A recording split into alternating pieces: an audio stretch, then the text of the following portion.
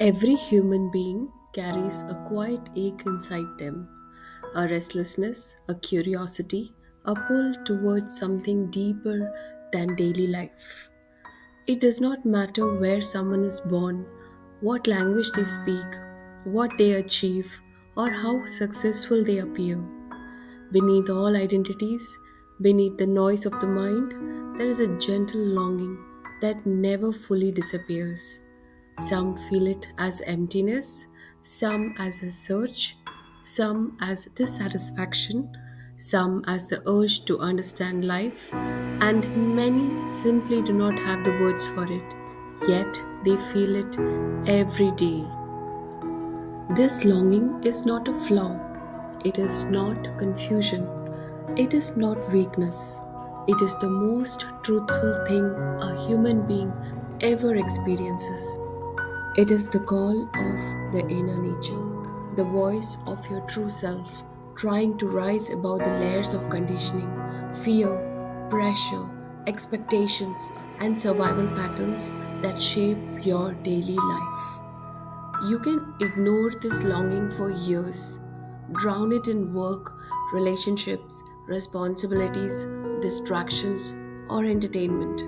But it always returns, not to trouble you, but to guide you, not to make life heavy, but to show you that something inside you is meant to be seen, understood, and lived. This is the journey of every human being, from the outer layers of identity towards the inner core of truth. And this entire journey begins with understanding two natures within every human being, the one shaped by the world and the one carried from within. Human beings do not begin life with clarity, they begin life with conditioning. Before a child discovers who they truly are, they learn who they are expected to be. This creates what spiritual traditions call the outer nature, the personality shaped by upbringing, society, school, family, culture, and fear. It is a mask built for survival. Outer nature includes habits, fears, social pressures, cultural values, family expectations, and the need to fit in. Outer nature is not wrong. It helps you function in the world, but it is not who you are. A teenager who loves art suddenly abandons it because society glorifies engineering. A naturally compassionate child hardens themselves because the world praises toughness. A sensitive young person buries their intuition to appear practical. A curious mind stops questioning because systems reward obedience. When you live according to your outer nature alone, you survive, but you do not thrive. Underneath the outer nature lies the inner nature, the real self, the source of all joy, curiosity, creativity, intuition, and natural inclination. Inner nature is the memory of your soul, not the identity given by society.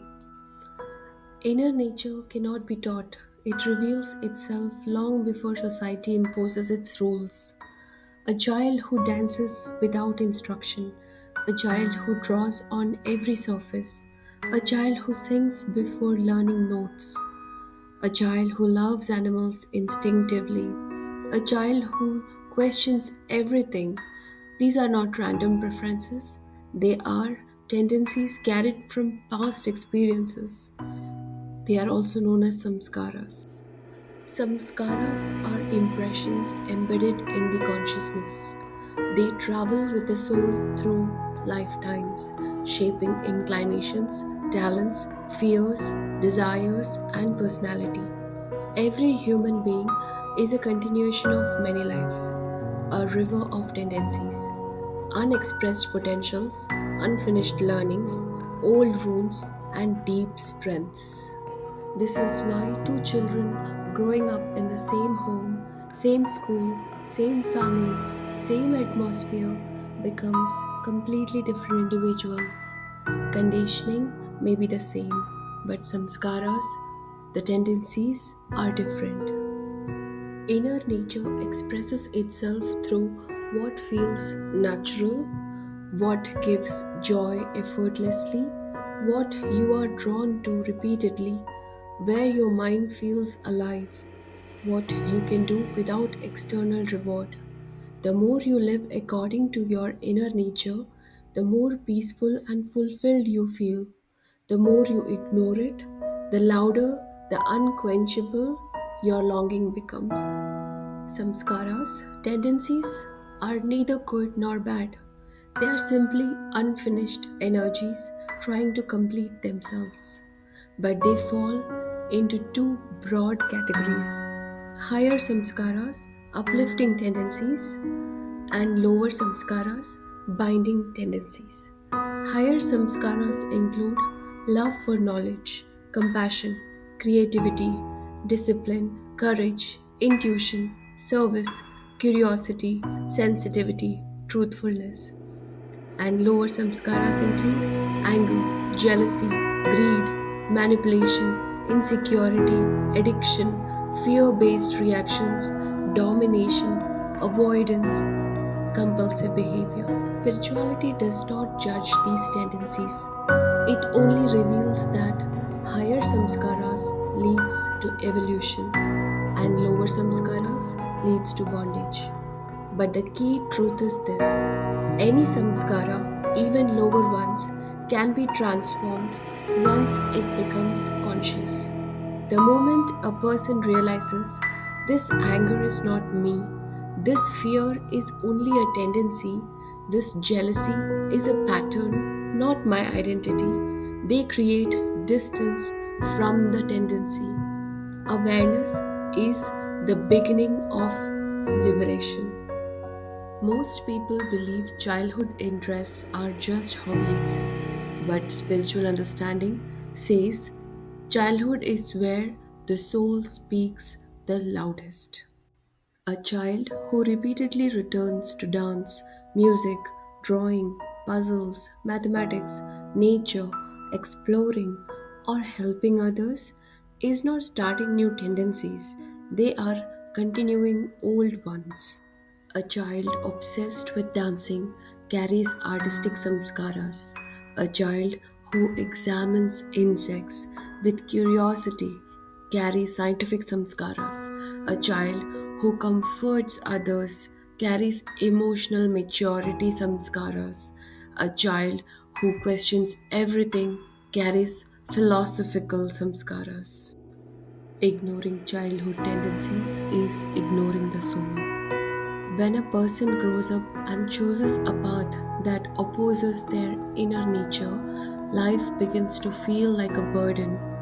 The soul does not suffer because the world is harsh. The soul suffers because it is being forced into paths it never chose. When a person honors their natural tendencies, life aligns effortlessly. As this chapter of our journey comes to a close, we are reminded of something beautiful: that as children, we expressed our soul in its purest form through joy, wonder, and our natural tendencies. But as life unfolded, the real question became, are we still truly joyful? In part 2, we explore how to awaken our higher samskaras, express who we really are, and return to a joy that feels effortless and true. Your time is precious, and I truly value that you choose to spend it here. Friends, in the future, I will keep bringing topics that are meaningful and useful. Thank you for being here. If this touched you, please like, subscribe, comment, and share. This is Inner Wisdom Space, a channel for inner clarity, purpose, and spiritual insight.